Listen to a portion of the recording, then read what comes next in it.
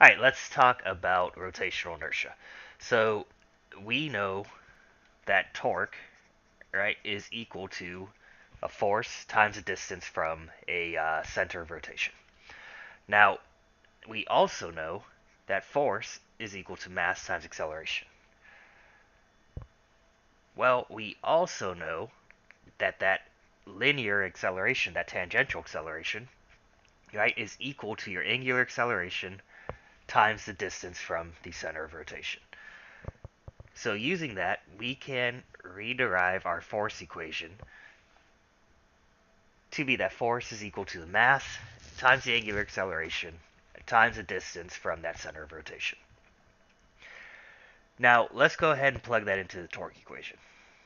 So torque is equal to mass times alpha times r times r, right? Or we get that torque is equal to the mass times the angular acceleration times the distance from the center of rotation squared. Now, the reason we want to get mass into the torque equation is because mass is going to make a difference in terms of the rotational inertia of an object, right? How likely the object is to resist initial rotations. Um, Now, it's not just going to depend on the mass, though. It's also going to depend on the distribution of the mass. And so what we call the moment of inertia, right, is equal to the sum of all of your particles within a structure times their distance from the center of rotation squared. Now again, this we call the moment of inertia, and this will dictate how resistant something is to um, your rotations. So for instance, if we look at the notes, we don't always have something that is uniformly distributed in terms of mass, right? Like for most of the torque questions, we were dealing with uh, a uniform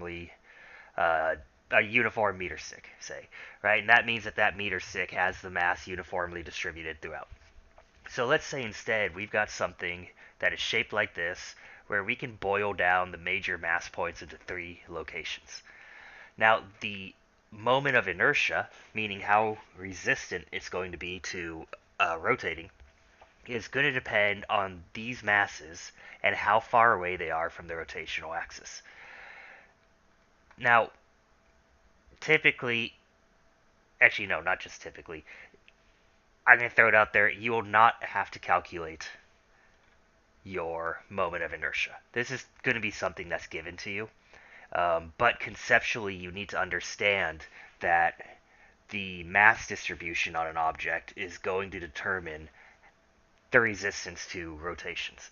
So, for instance, let's say we've got two objects, and they're both going to be rolling down a hill. One of them is a solid sphere or solid disk, and the other one is a hoop. Now, let's say that both of these have the same mass and they're the same size. So the center of rotation, right, is going to be directly in the middle. So we've got our disk here, and we've got our hoop. Again, these R's are going to be identical, and the masses of both are going to be identical. Well, if we put both of these on the same incline and let them go at the same time, one of these is going to make it to the bottom before the other. So pause the video, see if you can't figure out which one and why. Well, the one that makes it to the bottom first is going to have the lower moment of inertia, right? The lower moment of inertia it has, the less resistant it is to rotation, and so it will start to rotate at a quicker pace, and it will reach the bottom first. So the one that reaches first is going to be your disk.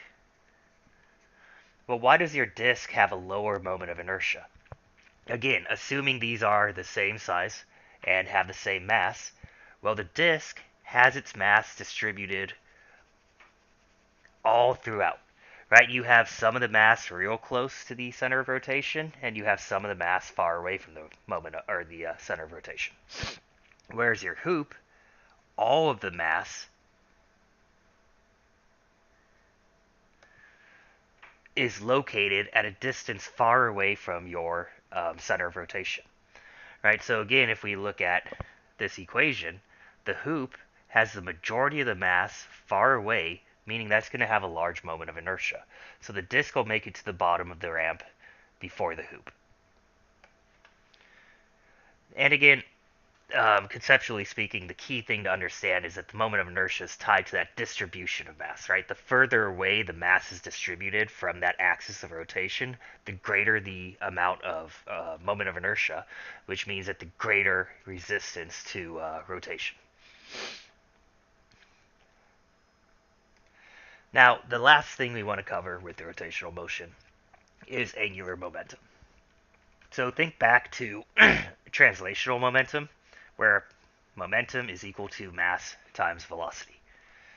Well, our angular momentum, L, is also going to depend on a velocity, right, omega, the angular velocity, but rather than mass, we're more concerned with that mass distribution. So your angular momentum depends on how is your mass distributed, right, the moment of inertia, and the angular velocity. Now, just like with translational momentum, right? Translational momentum was conserved. Well, it's the same thing with angular momentum. However much angular momentum you start with, in the absence of some outside torque being involved, you have to end with that same amount of angular momentum. Um, so let's say, for instance, a good example of this is figure skating. And I'm also going to post a couple of videos on Google Classroom to kind of show you the demos that I did in class so that you can kind of see good real world demonstrations of the conservation of angular momentum. But a good example that you guys should have seen in TV at some point is figure skating. So let's say you got your figure skater, right, and they're starting their spin. And, it looks something like this. So they have these portions of their mass, right, at a far location from the rotational axis, which would be this. We'll call it P for the pivot. Now, what happens as they start to bring in that mass? Well, as they bring in their arms and tuck them to their chest, and they bring in that leg down here, well, your moment of inertia decreases, right? So you start with some amount of moment of inertia and some angular velocity. And again, as you bring these in towards your center of rotation, your moment of inertia is going to decrease. Well, if angular momentum is going to be conserved, what's got to happen? Well, their angular velocity needs to increase. Right, and so as that figure skater pulls their arms and their legs closer to their body, they begin to rotate at a quicker angular velocity. Right, and again, that's a classic example of the law of conservation of angular momentum. Now, typically, angular momentum and moment of inertia are really only covered conceptually. So, really, the key thing is understanding this relationship here between your moment of inertia and your angular velocity, and understanding that the moment of inertia depends on mass distribution compared to the location or relative to the location of their rotational axis. Now, again, I'm going to post a couple of videos of the same demos I did in class. I highly recommend you look at them because it's good to see this in person rather than crudely sketched stick figures. But this is it for the content for AP Physics 1. We will start doing reviews after this. I'll be posting up concept questions tomorrow and plan on testing early next week. I'll send out an email, also post on Google Classroom. Right now, I'm thinking it would be Tuesday and Wednesday of next week, so that'd be March 27, 20, or sorry, April 27, 28. Um,